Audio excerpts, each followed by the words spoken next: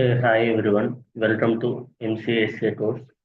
Last class లో మనం వచ్చేసి ఇంటర్వ్యూ కోసం చెప్తున్నాము 5 క్వశ్చన్స్. సో లాస్ట్ 2 క్లాసెస్ చెప్పాను అలానే ఇది వచ్చేసి థర్డ్ క్లాస్ ఈరోజు ఇంకో 5 క్వశ్చన్స్ అనేది చెప్తాను చెప్పి అప్లోడ్ చేశాను చూడండి ఒకసారి. ఓకే, నేను ఏంటంటే రోజు ఫైవ్ ఫైవ్ క్వశ్చన్స్ అలా చేస్తా ఉన్నాను. ఓకే, ఇంకా ఆలస్యం లేకుండా టాప్ లోకి వెళ్ళిపోతాం. చూడండి ఇక్కడ ఇక్కడ ఈరోజు వచ్చేసి 5 క్వశ్చన్స్ ఉన్నాయి.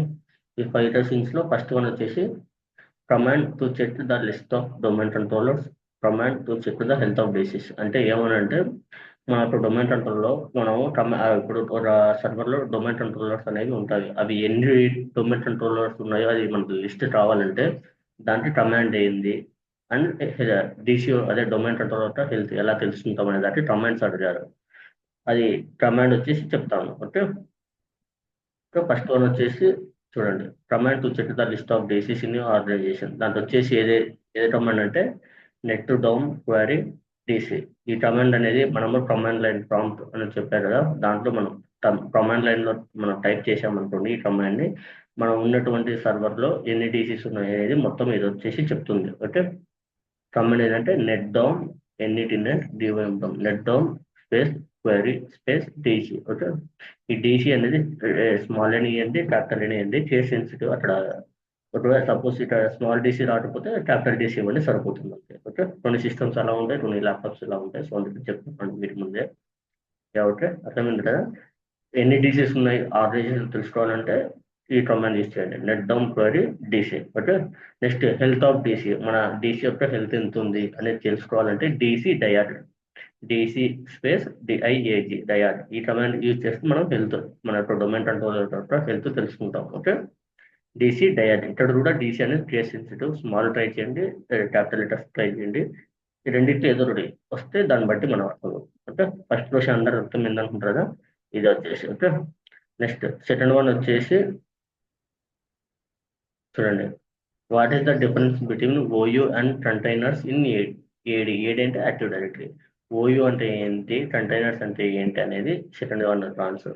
సెకండ్ వన్ అంటే ఓకే, చూడండి ఇక్కడ. ఓకే, ఓయూ అంటే సిమిలర్ కైండ్ ఆఫ్ ఆబ్జెక్ట్స్. అంటే ఓయూ అంటే ఏం లేదా ఆర్గనైజేషన్ యూనిట్. ఓయూ అనేది మనం చెప్పాను కదా, ఒక ఆర్గనైజేషన్ లో మనం ఏమేమి యాడ్ చేయొచ్చు అంటే గ్రూప్ ఆఫ్ యూజర్స్ ని యాడ్ చేయొచ్చు. ఓకే, గ్రూప్ ఆఫ్ యూజర్ ని మనం యాడ్ చేయొచ్చు. ఒక యూజర్ అని రావచ్చు, మల్టిపుల్ యూజర్స్ అని రావచ్చు, ఎవరైనా సరే ఒక యూజర్ ని మనం ఓయూ లేదా యాడ్ చేస్తాం. దాన్నే మనం ఆర్గనైజేషనల్ యూనిట్ అంటారు. అంటే సిమిలర్ కైండ్ ఆఫ్ ఆబ్జెక్ట్స్ అంటే ఏంటంటే ఇప్పుడు ఆబ్జెక్ట్స్ లో మనం యూజర్స్ వస్తాయి, చెప్పాను యూజర్స్, కంప్యూటర్స్, డివైసెస్, ఈ మూడు వస్తాయి. ఓకే, ఇక్కడ సిమిలర్ కైండ్ ఆఫ్ ఆబ్జెక్ట్స్ అంటే ఇప్పుడు ఫైనాన్స్ డిపార్ట్మెంట్ అని ఉంటే ఫైనాన్స్ డిపార్ట్మెంట్ సంబంధించిన వాళ్ళందరూ ఓయూలో ఉంటారు. దాన్ని సిమిలర్ కైండ్ అంటే ఫైనాన్స్ సంబంధించిన ఒక 10 మంది యూజర్లు ఉన్నట్టు ఆ 10 మంది కలిసి మనం ఫైనాన్స్ డిపార్ట్మెంట్ అనే ఓయూ క్రియేట్ చేసి దాంట్లో పెట్టేస్తాం.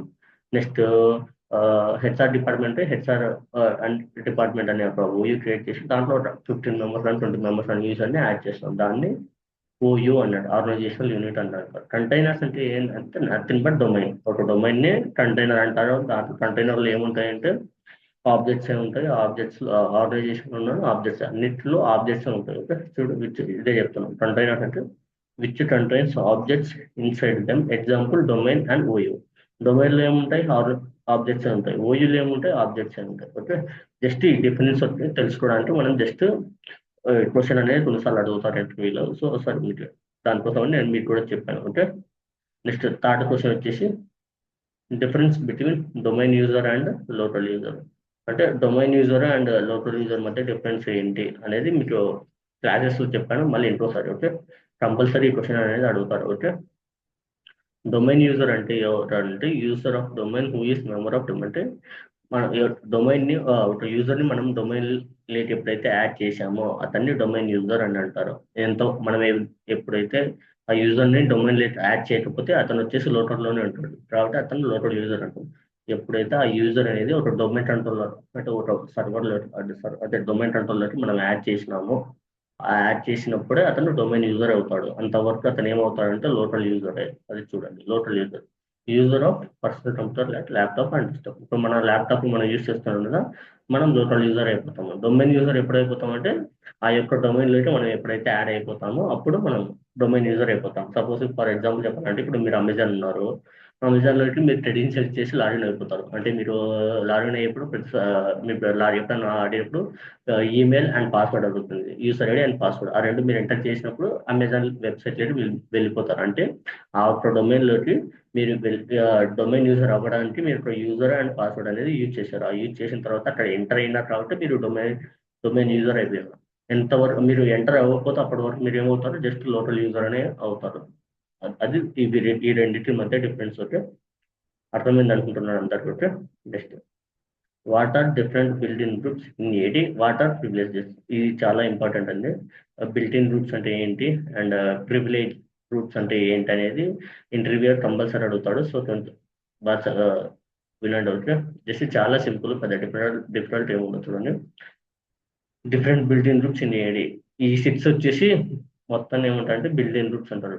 ఓకే, దీంట్లోనే ప్రివిలేజ్ గ్రూప్స్ అనేవి ఉంటాయి. ఓకే, ఫస్ట్ చూడండి, అడ్మినిస్ట్రేటర్ గ్రూప్.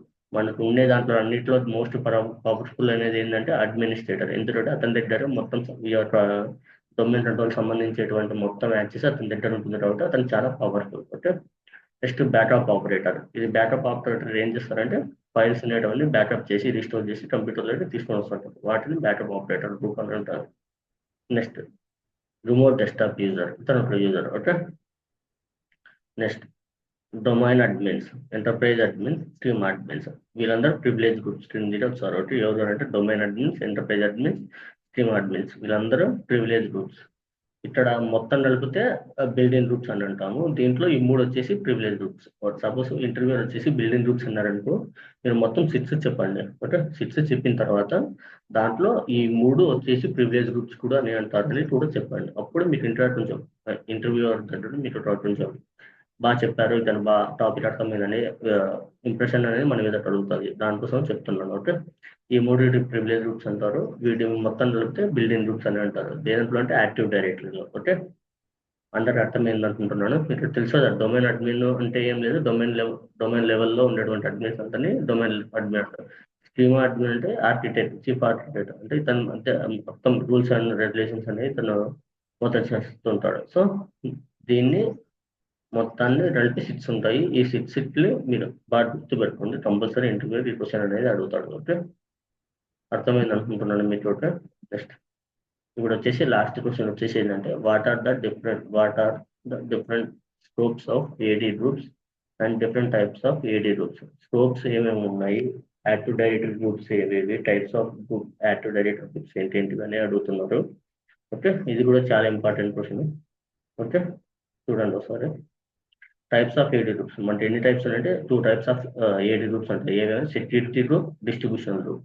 సెక్యూరిటీ గ్రూప్ అనేది చాలా అంటే చాలా ఇంపార్టెంట్. ఇక్కడ ఈ క్వశ్చన్ మాత్రం 100% అడుగుతారు. అంటే సెక్యూరిటీ గ్రూప్ అంటే ఏంటి, డిస్ట్రిబ్యూషన్ గ్రూప్ అంటే ఏంటి.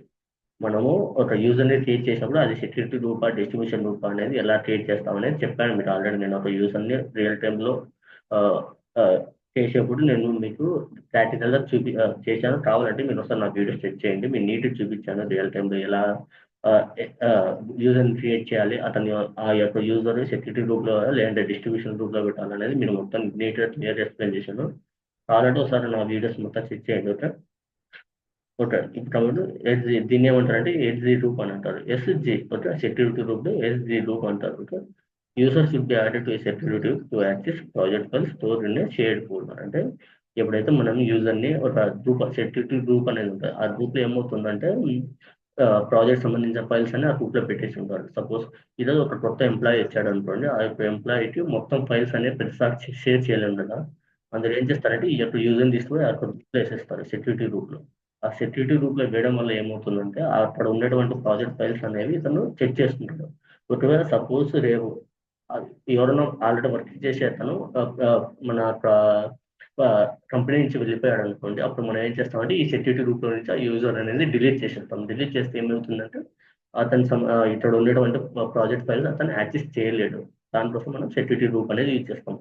ఇక్కడ ఎవరైతే యాడ్ చేస్తామో వాళ్ళు తప్ప మిగతా వాళ్ళు ఎవరు యాక్సెస్ చేయలేరు ఈ యొక్క గ్రూప్ ని. దీంట్లో ఉన్నటువంటి ఫైల్స్ కానీ ఏమైనా సరే ఎవరైతే యూజర్ ఈ యొక్క గ్రూప్ లో యాడ్ అయింటారో వాళ్ళకే మనము ఏ ఫైల్స్ అయినా యాక్సెస్ చేసుకోవడానికి మనం అవకాశం ఉంటుంది, లేకపోతే లేదు ఉంటుంది.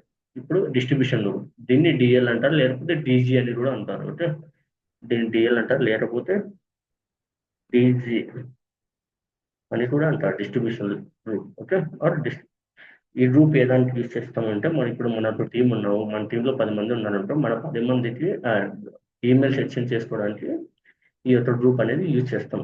చూడండి, this group is mean for emails with in a team, sending and receiving emails with in a group. అంటే ఒక గ్రూప్ లో మన ఒక గ్రూప్ టీమ్ లో 10 మంది ఉంటే ఆ 10 మంది మధ్య ఈమెయిల్స్ సెండ్ చేయాలని రిసీవ్ చేసుకోవడానికి ఈ యొక్క గ్రూప్ అనేది యూజ్ చేస్తూ ఉంటాం. Okay, next scopes of active directory. Aedes అంటే ఏవే స్కోప్స్ ఉన్నాయి ఇవి మీకు ఆల్రెడీ చెప్పాను. డొమైన్ లెవెల్, యూనివర్సల్, గ్లోబల్ అనేది మొత్తం చెప్పాను మీకు. ఓకే, ఎప్పుడైతే స్కోప్స్ అనేది మనం ఏడి వచ్చేసి యూనివర్సల్ ఉందో, ఇప్పుడు సపోజ్ యూనివర్సల్ అంటే ఏం లేదు, వరల్డ్లో ఎక్కడ ఉన్నా సరే యాక్సెస్ చేసుకుంటారు. డొమైన్ లెవెల్ అంటే దానిలో కొంచెం తక్కువ, గ్లోబల్ అంటే కొంచెం తక్కువ అన్నట్టు. ఓకే, అర్థమైంది కదా అందరికీ? ఇది కొంచెం మోడిఫై చేస్తాను, ఎందుకంటే ఫస్ట్ యూనివర్సల్, తర్వాత గ్లోబల్, ఆ తర్వాత వచ్చేసి డొమైన్ లోపల. ఓకే, అందరూ అర్థమైంది కదా? ఇప్పుడు ఫస్ట్ ఏమవుతుందంటే మనం ఏదన్నా ఇప్పుడు మనకి సపోజ్ ఒక కంపెనీ తీసుకోండి, ఆ కంపెనీ మనకి వరల్డ్ వైడ్ ఉంటుంది. అలా మనం ఏదైనా సరే ఒక యాక్టివ్ డైరెక్టరీలో మనం ఏదైనా చేసే, సపోజ్ మనం ఏదైనా ఒక యూజర్ని యాడ్ చేస్తున్నాము, ఆ యూజర్ మొత్తం డొమైన్ లెవెల్లో కనుక రావాలా, లేదంటే మనం ఏమైనా సపోజ్ ఏమైనా చేంజెస్ చేసాము, ఆ చేంజెస్ మొత్తము యూనివర్సల్ మొత్తం లెవెల్ రావాలంటే, అంటే మన కంపెనీ వరల్డ్ వైడ్ ఎక్కడున్నా సరే, యూనివర్సల్ అంటే ఏంటంటే వరల్డ్ లో ఎక్కడున్నా సరే అక్కడ మొత్తం అప్డేట్స్ అనేవి వెళ్ళిపోతాయి. ఓకే, గ్లోబల్ లెవెల్ అంటే ఏంటంటే మన యొక్క కంపెనీ ఓన్లీ ఇండియాలో, సపోజ్ ఇండియానే సెలెక్ట్ చేస్తాము, ఇండియాలో 10 కంపెనీస్ ఉన్నాయంటే 10 కంపెనీస్ ఒకటేసారి అప్డేట్స్ అనేవి చేంజ్ అయిపోతుంటాయి. అలా సపోజ్ డొమైన్ లోకల్ అంటే ఏంటంటే మన చుట్టూ, సపోజ్ ఇప్పుడు హైదరాబాద్ లో టీసీఎస్ అని ఒక 5 కంపెనీస్ ఉన్నాయి, 5 బ్రాంచెస్ ఉన్నాయంటే అన్ని బ్రాంచెస్ ఒకటేసారి అయిపోవడం. అలా బెంగళూరు అవ్వదు, జస్ట్ హైదరాబాద్ లోనే అవుతుంది. గ్లోబల్ లెవెల్ అంటే మొత్తం ఇండియా మొత్తంలో మొత్తం అయిపోతుంది. ఏ చేంజెస్ చేసినా మొత్తం ఇండియా మొత్తం అయిపోయేదాన్ని గ్లోబల్ అంటారు. యూనివర్సల్ అంటే మొత్తం ఇంకా వరల్డ్ లో ఎక్కడున్నా సరే మొత్తం చేంజెస్ అనేవి అయిపోతుంది. వీటినే scopes of active directory. Okay, ఈ స్కోప్స్ ఏవేవంటే 3, ఇవి కూడా చాలా ఇంపార్టెంట్.